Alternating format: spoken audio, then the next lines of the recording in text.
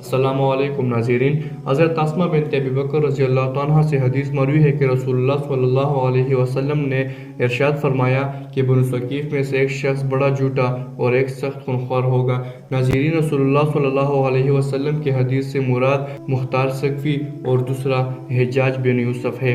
ناظرین، مختار ثقفی کے والد کا نام ابو عبید بن مسعود تھا، جو حضرت عمر رضی اللہ عنہ کے دور خلافت میں عراق کی سرحدوں پر اسلامی فوج کی قیادت کرتے ہوئے جنگ جسر میں شہید ہوئے تھے۔ مختار کا چچا سعد بن مسعود جو مدائن کا حاکم تھا۔ ناظرین، عبداللہ بن زبیر رضی اللہ عنہ کے دور خلافت میں جھوٹی نبوت کا دعویٰ کرنے والا یہ مختار ثقفی، جو شیعوں کے مطابق ان کا امام مانا جاتا ہے، آج ہم ان کی تاریخ اور واقعات سے آپ لوگوں کو آگاہ کریں گے۔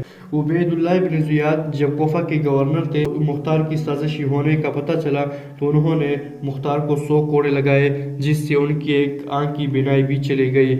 اس کے بعد مختار کو شہر بدر کر دیا گیا اور وہ مکہ میں روپوش ہو گیا۔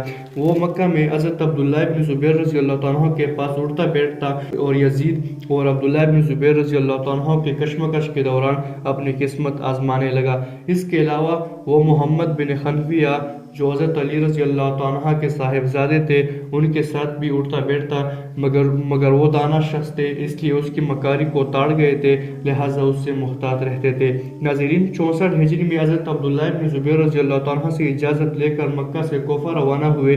اس وقت کوفہ میں حرکت توابین یعنی توبہ کرنے والی تحریک عروج پر تھی۔ ناظرین، یہ تحریک حضرت حسین رضی اللہ عنہ کا انتقام لینے کے لیے شروع ہوئی تھی اور اس کا جو سربراہ تھا وہ صحابی حضرت سلیمان بن زراد رضی اللہ عنہ تھے۔ ناظرین، ابن زراد رضی اللہ عنہ کے ہوتے ہوئے مختار کو کون گاز ڈالتا، اس لیے اس نے چال چلی کہ میں مہدی زمانہ محمد بن حنفیہ کی طرف سے آیا ہوں، انہوں نے مجھے اپنا وزیر، امین اور مقصد خاص بنایا ہے۔ اس طرح کے دعووں سے اس نے سلیمان بن زراد رضی اللہ عنہ کے کچھ آدمیوں کو اپنے پاس کر لیا۔ ناظرین، 65 ہجری میں توابین یعنی سلیمان بن زراد رضی اللہ عنہ اور شامی لشکر میں گھمسان کی جنگ ہوئی، جو 3 دن تک جاری رہی اور آخر کار حضرت سلیمان بن زراد رضی اللہ عنہ کو شکست ہوئی اور وہ میدان جنگ میں کام آئے، اور اب باقی ماندہ توابین مختار کے گرد جمع ہونے لگے۔ ناظرین، اس کے بعد مختار نے سازشی سرگرمی تیز کر دی تو کوفہ کے گورنر عبداللہ بن یزید نے اچانک چھاپا مارا اور اسے گرفتار کر کے جیل میں ڈال دیا، لیکن عبداللہ بن عمر رضی اللہ عنہ کا سالہ ہونے کی وجہ سے جیل سے جلدی نکل گیا، مگر 10 لوگوں نے ضمانت کی اور قسمیں کھا کر چھوڑ دیا۔ ناظرین، مختار محمد بن حنفیہ کو مہدی اور خود کو اس کا نائب کہتا۔ کچھ لوگوں کو اس کے دعوے پر شک تھا، اس لیے محمد بن حنفیہ سے پوچھا تو محمد بن حنفیہ نے مختار کو اپنا نائب قرار نہ دیا، بلکہ یہ فرمایا کہ اللہ جس سے چاہے ہمارے دشمنوں سے بدلہ لے۔ ناظرین، مختار ثقفی لوگوں کو اپنا مرید بنانے کے لیے عجیب و غریب چالیں اپنایا کرتا تھا۔ ناظرین، طفیل بن جودہ نامی ایک آدمی کو پیسے چاہیے تھے اور اس کے پاس ایک پرانی کرسی تھی، اور وہ کرسی پر اتنا جیل اور میل جمع ہوا تھا کہ لکڑی اس کی تہ میں چھپ گئی تھی۔ وہ مختار ثقفی کو یہ کرسی دکھا کر کہنے لگا کہ میرے والد اس کرسی پر بیٹھا کرتے تھے اور کہتے تھے کہ اس میں خاص تاثیر ہے۔ ناظرین، مختار نے اس کرسی کے بدلے طفیل کو 12,000 درہم دیے اور اپنے مریدوں کے مجمع سے کہنے لگا کہ گزشتہ قوموں کا اپنا کوئی معجزہ نہیں جو ہمیں نصیب نہ ہوا ہو، یعنی بنی اسرائیل کے پاس ایک تابوت جس میں موسیٰ و ہارون علیہ السلام کے تبریکات تھے، ایسی چیز ہمارے ہاں بھی موجود ہے۔ رفاعہ بن شداد رضی اللہ عنہ ایک دن مختار کے پاس گئے تو مختار اسے دیکھتے ہی بولا کہ آپ کے آنے سے پہلے جبرائیل اس کی کرسی سے اٹھ گئے ہیں۔ ناظرین، رفاعہ بن شداد رضی اللہ عنہ فرماتے ہیں کہ میں نے اپنی تلوار پر ہاتھ رکھا اور دل میں کہا کہ مجھے اب کس بات کا انتظار ہے کہ اس کا سر درد سے الگ نہ کر دوں، مگر پھر یکا یک حضور صلی اللہ علیہ وسلم کی حدیث یاد آئی کہ جب کوئی شخص کسی دوسرے سے اپنے جان کے بارے میں مامون ہو تو پھر بھی وہ دوسرا شخص اسے قتل کر دے تو وہ شخص قیامت کے دن غداری کے جھنڈے کے نیچے کھڑا کیا جائے گا۔ ناظرین، 66 ہجری میں مختار نے کوفہ میں عام بغاوت کر دی۔ کوفہ کے گورنر عبداللہ بن مطیع رضی اللہ عنہ کو بے دخل کر دیا گیا اور مزاحمت میں رفاعہ بن شداد اور عبداللہ بن سعد بن قیس رضی اللہ عنہ شہید ہو گئے۔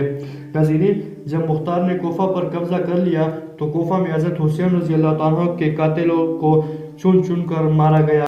मालिक बिन बशीर जिसने हजरत हुसैन रजी अल्लाह तआला का जबा उतारा था उसके हाथ पांव कटवा कर मारा। खूली बिन यजीद जिसने हजरत हसन रजी अल्लाह तआला के सर मुबारक को काटा था उसे जिंदा जलाया गया।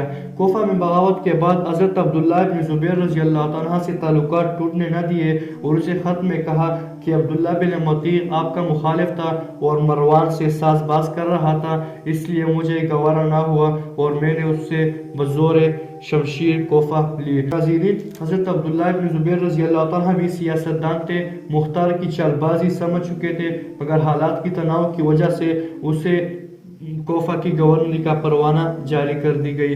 नाज़रीन, ज़ुल्क़अदा 66 हिजरी में मुख्तार ने इब्राहिम बिन अशवर नजवी को कोफा की बगावत में बड़ी खूबी के साथ इस्तेमाल किया। नाज़रीन, कोफा को हासिल करने के बाद हजरत हुसैन रज़ी अल्लाह तआला के कातिलों से बदला लेने के लिए मुख्तार ने इब्राहिम को शाम की तरफ भेजा और अपनी करामत की कुर्सी भी रवाना कर दी। इस लश्कर ने 67 हिजरी खजर के मकाम पर शामी फौज से टक्कर ली जिसकी कमान कातिल हुसैन उबैदुल्लाह इब्न जियाद कर रहा था। मुख्तार के लश्कर ने उबैदुल्लाह बिन जियाद को शिकस्त दी और उबैदुल्लाह बिन जियाद का सर मुख्तार के पास कोफा रवाना किया गया। सनन तिरमिज़ी की एक रिवायत है कि मुख्तार के सामने जब उबैदुल्लाह इब्न जियाद का सर लाया गया तो अचानक एक सांप नमूदार हुआ और 3 बार उसकी नाक में घुसा। हर बार कुछ देर के बाद मुंह के रास्ते से बाहर निकलता। कोफा पर कब्जा और उबैदुल्लाह इब्न जियाद को शिकस्त देने के बाद मुख्तार की शोहरत में इजाफा हुआ तो उसने एक कदम आगे बढ़कर नबूवत का दावा भी कर दिया कि जिब्राइल अमीन मुझ पर वही लेकर आते हैं। मुख्तार का कहना था कि जो उससे बेअत करेगा उसे दुनिया में हर चीज की और आखिरत में जन्नती होने की जमानत देता हूँ। नाज़रीन, मुख्तार और अब्दुल्लाह इब्न जुबैर के ताल्लुकात कशीदा होने के बारे में ज़्यादा तफसील में नहीं जा सकते। अलगाज़ ये कि मुख्तार और अब्दुल्लाह इब्न जुबैर रज़ी अल्लाह के माबीन दुश्मनी वाज़ेह हो गई जो अब तक छुपी चली आ रही थी। अब्दुल्लाह इब्न जुबैर रज़ी अल्लाह तआला ने अपने भाई मुसअब बिन जुबैर को इराक का गवर्नर बनाकर इराक भेजा। नाज़रीन, बसरा के करीब मंजर में दोनों लश्कर यानी मुख्तार के लश्कर और मुसअब इब्न जुबैर के लश्कर के साथ टकराव हुआ। मुसअब इब्न जुबैर रज़ी अल्लाह तआला के लश्कर के साथ हज़रत अली रज़ी अल्लाह तआला के साहिबजादे उबैदुल्लाह इब्न अली भी शरीक थे। यही पर्दाद शिजाअत देते हुए शहीद हो गए और यही उनका मज़ार है। नाज़रीन, मुख्तार को शिया अपना इमाम मानते हैं। अगर मुख्तार हक पर होता तो हज़रत अली रज़ी अल्लाह तआला का साहिबजादा उबैदुल्लाह उसके खिलाफ नहीं लड़ता। नाज़रीन, अलगर्ज़ मुख्तार ये जंग हार गया और कोफा के वज़ीर अमारत में महसूर हो गया। कुछ दिनों मोर्चा बंद लड़ाई लड़ता रहा।